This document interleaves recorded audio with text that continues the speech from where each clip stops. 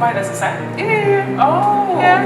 Oh. Look, so each so I work with three main clasps. So you have a cowrie, moon, and then a mask. Okay. And there's set. So you can pair up just like this. Ah, so the set comes together. Yes. Okay, that's nice. Welcome to another episode of African Women on the Move. My name is Ivy Prosper, and I share stories of African women from the continent and in the diaspora community. In this episode, I spent time with the woman behind the creative brand Sunev Couture. Her name is Venus, and we spent some time having a conversation about what she does, how she started, and advice she has for women who want to do the same things she is also doing.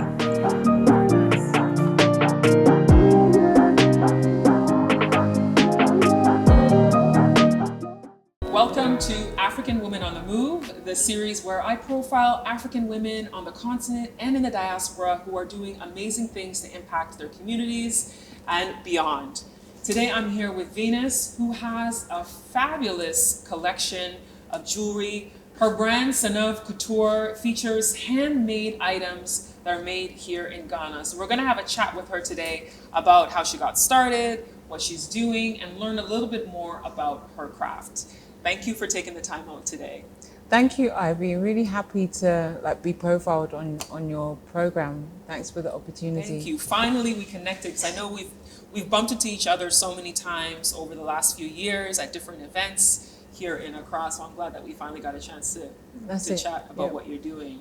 So tell us about your brand, how you got started. Okay, so my brand is Sunev Couture. Sunev is a belt that runs around like the earth actually, and so the brand initially started off where I was making handmade belts which I backed in batik prints, and I left it for some time, and when I came back to Ghana, it was just like a period of self-discovery, and I fell in love with straw and brass.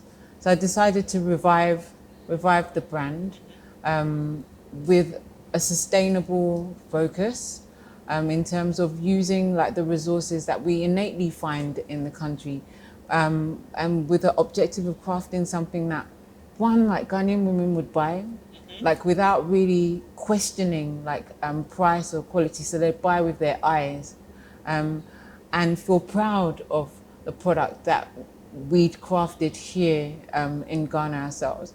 And then as a reference point to my background, so I'm a Ghana. So many of the references and things that I champion with the brand have taken inspiration from like the Ghana culture. And for someone who's watching and doesn't know much about Ghana culture, what are some of the key things that really stand out and resonate? Because we always hear about Ashanti culture a lot of the times in places like America, Canada, Europe. The Ghana culture, what would you say to somebody who's not familiar with it? We're very warm people. Everyone describes us as being loud. I hear people say that a lot. Yeah. But I think most Ghanaians are loud. And like community orientated. And I feel that they're very open-minded, very, very open-minded. So if you go to like British Jamestown, honestly, like you will see displays of everything there, right? So it's a melting pot for culture, and they're very embracive of, you being yourself, right? For the brand in particular, you'll see that we have like a range of clutches and we have a jewelry range. Now the clutches are called the Kanu Manye, and Manye in Ga means queen mother. Manye. Yes, Manye. Manye. Yes, and Manche would be the king, right? You'll see that the Kanu Manye sits on the stool, and traditionally, like the stool cannot be ruled without its queen. So the stool would be like the Manche, but he cannot rule without his queen, his Manye. Right. So the whole interplay, like on the brand and the clutch and display, like leans on expressing aspects of our culture. And then we have the Manye and Manche jewelry collection, And the beads that I use in the jewelry are the same beads that I use to craft like the jewelry for our kings and queens. Well, we have kings here, so female kings and female queens. Okay. It's the same beads, but I've kind of created statement pieces whereby you can wear them as everyday pieces to express yourself and your creativity. And whether you wear them in the daytime or whether you accessorize them with the night, it's a call to express the manière or mancher that's within you. Okay. And culturally, would people be offended in the Ghana culture if they saw someone wearing some of these pieces? No, they will call you Hinma, or, which is true, but it's referring to like somebody who is seen as royalty. So it's embraced. We're not wearing them in the same way that the kings and queens would traditionally wear them. The way they put their pieces together are different. And these are, it's clear that it's a necklace piece, right? But what stands out is the beading is done in the same way as you'd find in the jewelry of the kings and queens. Okay, okay. And so some of these pieces behind us, this is your collection that we see here. Yes. You're talking about. This stool, is this something that you also sell in your collection, or is it a decorative piece to showcase your work? Because I'm seeing some detail in there that looks very interesting to me. Okay, so the idea is I feel as though they're clutches. So if I hold one like this, it immediately changes your whole posture and the way you balance yourself and display yourself. And I would never put like a strap on them. The idea is that, when you look up the meaning of clutch, it's something that you hold tightly onto and you display. So the idea is that you would become the gallery and art piece. That's it. And when you finished with it, it has a piece where it sits. So it can also be an art piece within your home. So that's the idea of the store. I like that. And I like that you said it could be an art piece in your home, because even the way it's displayed on this wall, they look like art pieces that are here for us to just admire. And how are things going with your collection? Are you selling primarily in Ghana and African countries, or is it a global business? Okay, well, I would describe it at the moment like it's a cottage business. It's one of those we're only 4 years young, right, in this journey. And in that, our focus has been on really crafting the product and really producing something that we know that when people purchase, they'll be excited by, but also the quality is there. Like, I created them out of a need for myself, and I wouldn't sell them unless I'm satisfied that I have a product that I would buy and use myself, right? So for all intents and purposes, I'm quite happy to keep them all, but it's a business. So 4 years young. In those 4 years, we know that we have a product that sells, and we know that the quality of the product is there. When we release a collection, we have an agile model also. We don't have physical outlets, so it's all online. But we do have concessions in stores like The Lot, where we are now, and Niche Expressions, and also partners in Europe as well, where you can pop in and you can purchase and you can feel the product, right? Otherwise, you buy directly from us with our online model.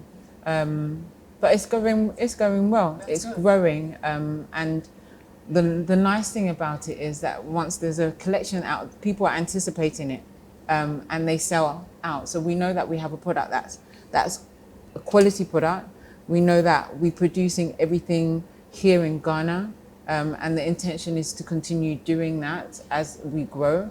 And we know that people will pay what we price our products for, which is a nice thing, without questioning. Yeah. Because often when people see products that are produced from here, they often want to bargain.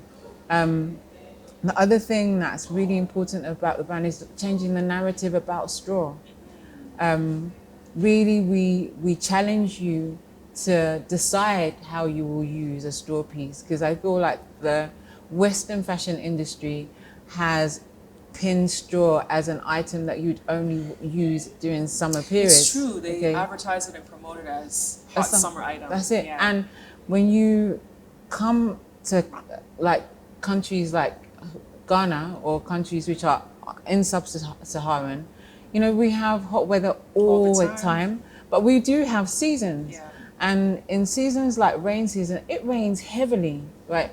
But your straw won't melt and it won't wither. Like, we carry the same things through seasons. So it's also to challenge the narrative about when you can use straw. You'll see that there's a myriad of colors that we use to produce our products. We have also created like a blue-black rather than black.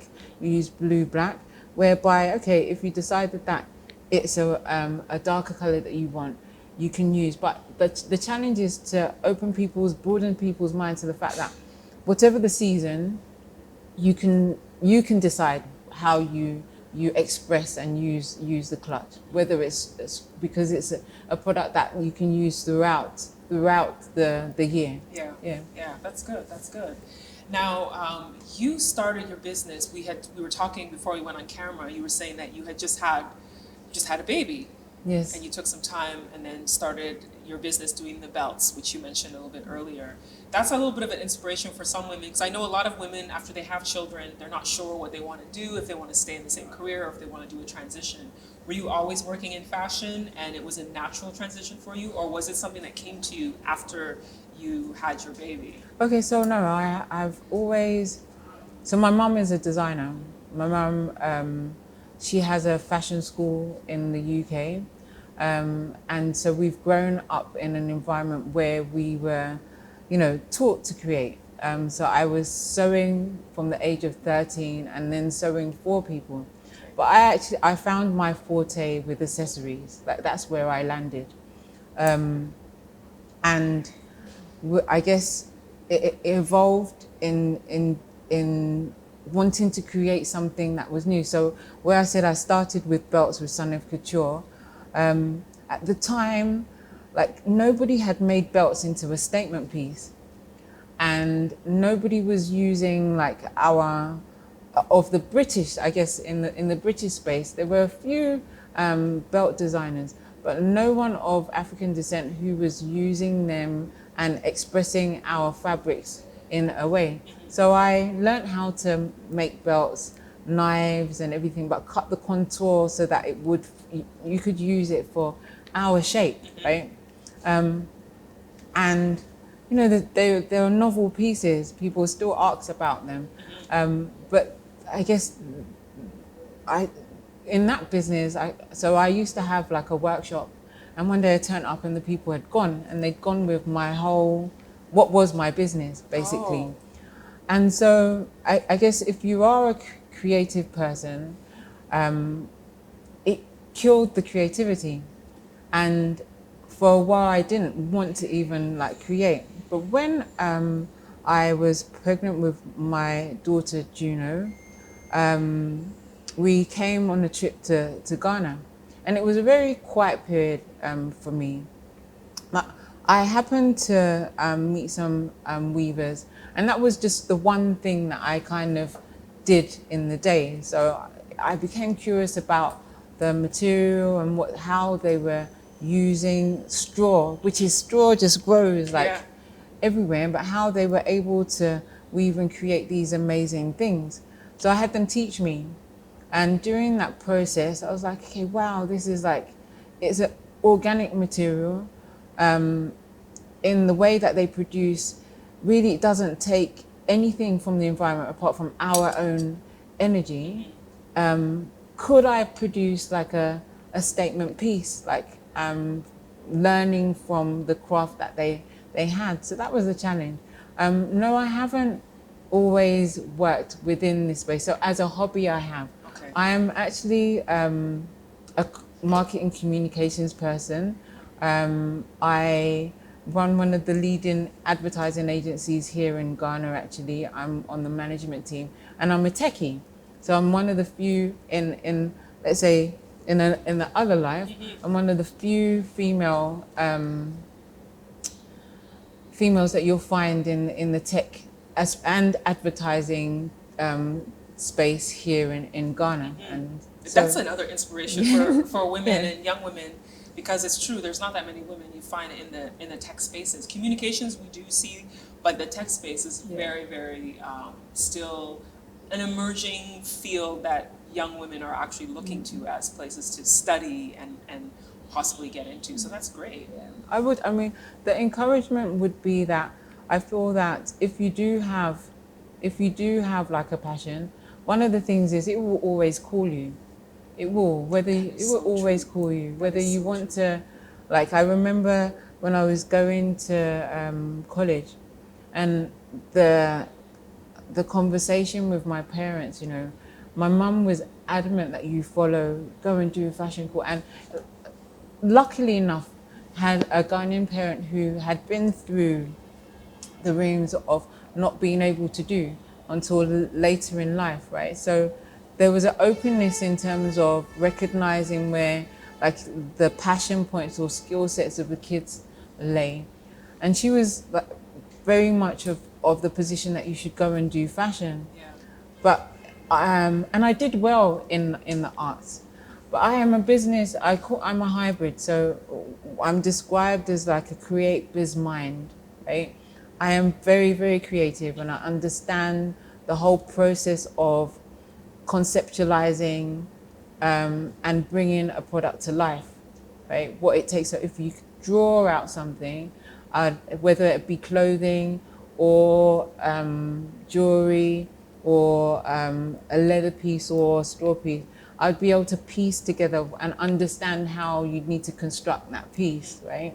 And that also translates into the work that I do in terms of creativity. Like, I get what concepts our creative team come from, but I'm also very business minded. And the question is, okay, so it's very creative and it's very lovely, but how do you make money from it? Okay.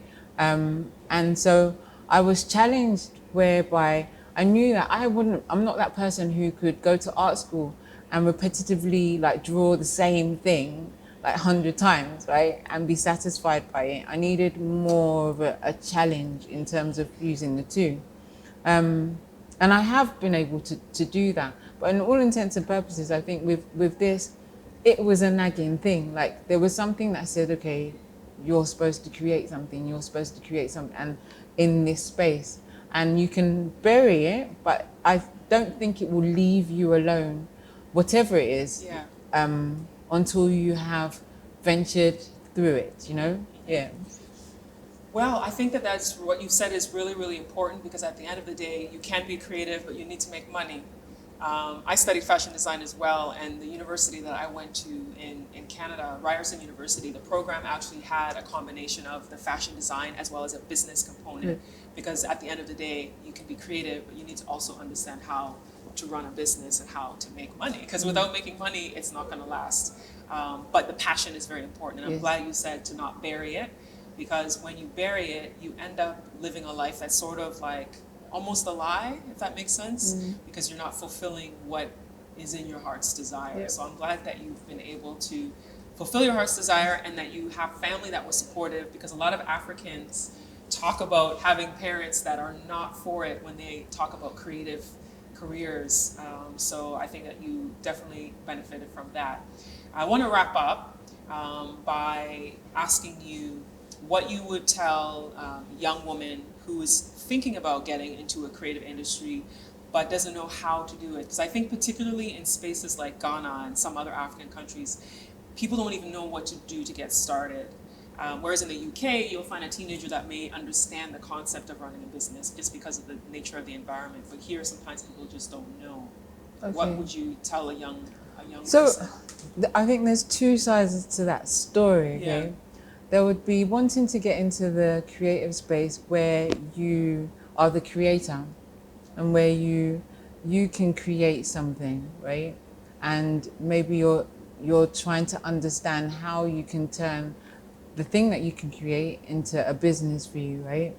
And then there's the other side around, okay, I like the creative space, right? I'm not necessarily a creator, but I would like to either work within that space or have like a business that champions that space. And that's two very different heads to wear, right? So I'd say one is to identify where you sit, right? Are you a creator of something, or are you someone who really has a passion for championing that space, whatever it is, whatever the arts means, creative arts means to you. And it's very broad as well. It's not just fashion. It is art, it can be craft, it can be artisanal, it can be the creative industries, as in advertising, creative. So it's just to identify where you sit. And I think once you can, you may even be a mixture of both, like me, right? Yeah. But it's very important to understand where you sit. Then it's to look at, okay, well, in the environment I am in, do I have something that I think that people would buy, right? And the only way you really know that if you do is if you put it out there. And I think that's also a really, really important thing, for people to understand. You know, when I look at like creative spaces, right, and what people call contemporary art, and even down to music, right? There's some things that we listen to, and you listen to the lyrics and you think, oh God, how did this make it to the studio? And how did it then become a hit, right? And one of the things that I remember, like my art teacher would say, is just put it out there and see what you get back. And I'd encourage everyone to do that, because maybe what you don't value so much as somebody who maybe be scared to see how people judge it, like it may be the next big thing in whatever space that you're in, right? So you have to, and I learned that from my work in advertising, like no idea is silly, no idea is stupid at all, right? So we just ideate, right? And from that process, you create magic, right? And sometimes it's those things that you think, nah, it wouldn't work. And then it does. And those are the things that fly. It's so true. Yeah. So I'd encourage you to put it out there, test it with your friends first of all, right? And see how the responses are. Perfect like your product, because everything can be improved. Even with this, every year I do something that improves the product, right? So everything can be improved. So you take their feedback and you improve on it. And also gauge, be very, very realistic about your costs as well. Because it's not fun. It's not you can do things for fun, but if the objective is for it to be a business, be very realistic about what goes into making this thing that you want people to purchase. And often when you list them, you'll find out actually that's where the value comes into it as well. Like the costs and the true value of the product that you're selling. Have the courage to put that also out there. One of the things that I think we miss in terms of the narrative in Africa and also in Ghana, we are champions of made to measure and having custom made, right? And we don't necessarily value that. For me, it's something that we should hold on to. The fact that, no, you can't buy necessarily custom made. Our industries and markets are not set up for that. But what you can do is have something that is handmade, handcrafted, and created purposely for you, right? And place a value on that, because that's what people pay premiums for in other markets. Right, because it's other markets, it's usually mass market items. Yes. And here, there's a lot of custom. Yes, yeah. And we should. That's what we should read. I feel like with these, we don't mass create. We have a collection which is limited to a number, and once they're gone, right? and they're hand woven, so it takes time. It's not something that each piece would probably take like a month to create, right?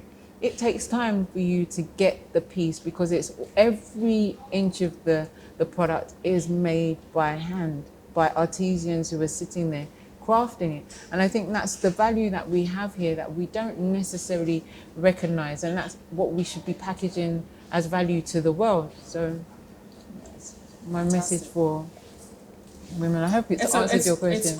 It's great. You talked about the courage to put it out there, and you just talked about not burying it. You just talked about so many important things. So I think that you have really put the message out there. Okay, so, that's good. Yeah, it's awesome. It's amazing. Like, I am looking forward to seeing what's in store for you over the next decade, 20 years, 30 years. You know, I believe that these are the types of brands that have longevity and have a lasting effect, a lasting impact in the fashion industry and creative industry overall. So I want you to share where people can find you to purchase your items. If they've watched this and they've seen the pieces and they're interested in buying, where can they find you or where can they follow you on social media? Okay, lovely. So I just want to say that we got nominated for the Fashion Ghana Award. Congratulations. As in the category of accessory brand of the year, and I don't know who we're in the mix with, but I know that we're one of the newer brands, and we're probably like a bit of a disruptor in terms of the space. So and we're 4 years young. Yeah. So it's just to encourage people that, you know, it's, I guess on one hand, for me, the recognition is nice, but it also goes to prove that you can do what you're doing quietly. Do you understand? And as long as you've got a good product and something that people are excited about and value, you know, your business will grow and you'll get the recognition that I guess most brands want. Yeah. I can be found, the brand Sunev Couture is on all socials, but really most active on Instagram. Mm-hmm. So if you search at Sunev, it's SUNEV, and then Couture, you'll find the brand. We're stocked at the Lots in Accra, and then Niche Expressions, which is also in Ghana. That's One Airport Square. We're stocked in Switzerland also. We're at Wa Boutique. And then otherwise you can find us online. And we ship to wherever you are. So the products are accessible. Fantastic. Thank you so much for your time today. I appreciate it. Thank you too. Thank you. Bye.